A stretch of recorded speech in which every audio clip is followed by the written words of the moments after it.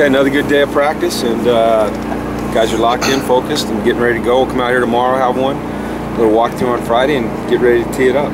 So, what's it like going against this high-powered offense?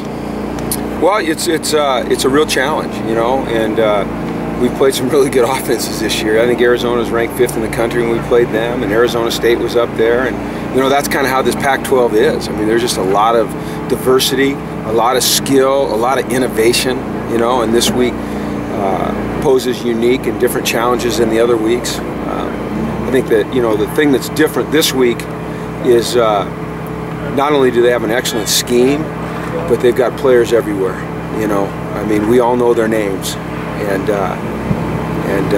you better be ready for those guys. Is there any additional planning that goes into stopping Marquise Lee? Well, I think there needs to be. You know, our philosophy, and I think the philosophy of most defenses is that you try to learn a scheme, prepare for a scheme, match your concepts against their scheme, and then roll it out and play. But when you're playing a special guy like Lee, and a special guy like Woods, and a special guy like Barkley, and a special guy like Silas Redd, I think there's things that you have to be ready to do. You have to have answers for your players if things start, you know, going the way you don't want them to go. Is there anything personnel-wise that kind of reminds you of Oregon State a little bit on offense? No. No. Coach, I mean, that's not to be degrading to Oregon State, because I said going into that game I thought they were a really good football team, but their quarterback was a good quarterback. He's since been replaced. I'm not certain that Matt Barkley's about to get benched. You know, Matt Barkley is a Heisman Trophy candidate. The caliber of receivers is as high as you can get in America, in my opinion. I mean, this is the best group of receivers that maybe, you know, I mean, people say I'm overstating this, but I mean, I've watched the film all week. It's as good as you'll find in college football. You know, I'd put it up against any of all time. You know, Michael Irvin won't want to hear me saying that, but I put it up against any of all time. You've been known to kind of downplay this whole crosstown rivalry. Why is that? Well, because I think it's important, in order to build consistency amongst your football team, to treat every game as the most important game that week. And I don't believe in looking ahead. I think if you look ahead, then you discount the team that you're getting ready to play, take your eye off the ball. And so now that this week's here, this is the most important game we'll play. For you as a coach, though, there's got to be an additional emphasis on beating USC. Why? We want to win every game. Our goal is to come out every Saturday and beat the team that we're playing, and this week's no different.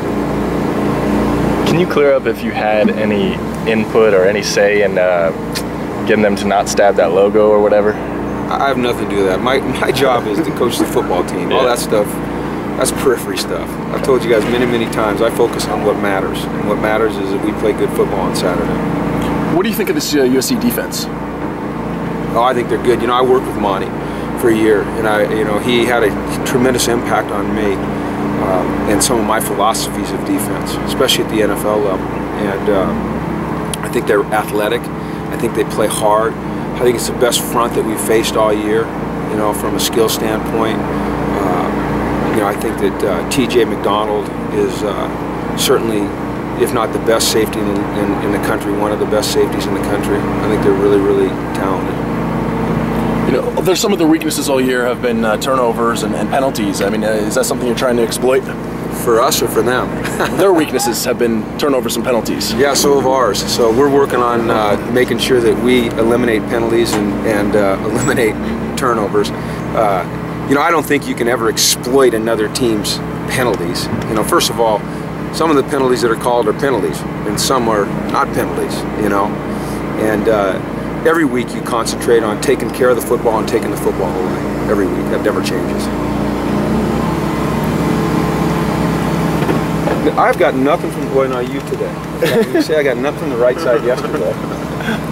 We good? I think we're good. All right, thanks everybody. Thanks.